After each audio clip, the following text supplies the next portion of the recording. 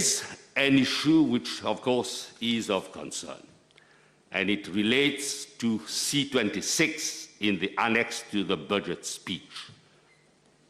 Now, it relates to an amendment to Mauritius Cane Industry Authority.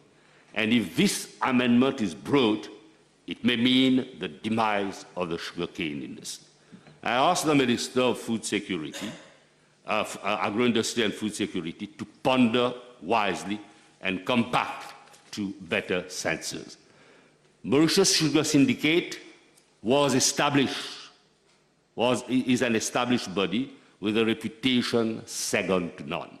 There is no room for a third party or another authority, because what it will do, it will weaken the comparative and competitive advantage which Sugar Syndicate has at a time when sales of sugar depend on value addition to capture the remunerative market. I would appeal to the Minister not to spoil the broth. Even World Bank has praised the unique marketing position of Sugar Syndicate, whose marketing of sales, a committee comprised of 3 millers and 2 independent planters. It is a transparent syndicate, and its director has got a good reputation among sugar organizations at the international level. I hope this amendment will not be moved. There was a time when Omnicane was exercising undue pressure to sell special sugar to specific buyers in UK, but realized it was being misled.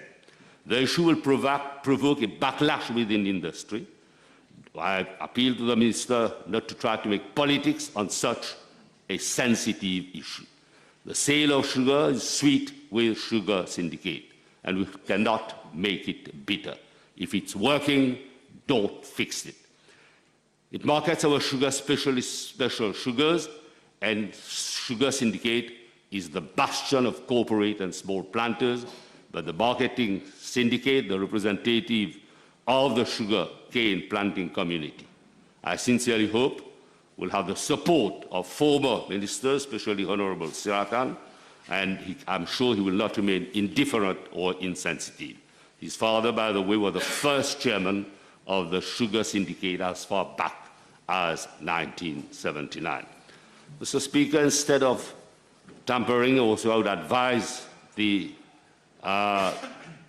instead of tampering, I would advise the Mauritius Cane Industry Authority not to make life difficult and to address issues which are relevant in relation to the ethanol framework, which has to be updated, and the biomass, as was stated by Honorable Mohamed and Osman Mohamed and Patrick Garcia-Vanden. They need to sort out the mess on renewable energy. Mr. Speaker, the World Bank has released a report on reform of the sugarcane industry, and it's nothing that we don't know of. So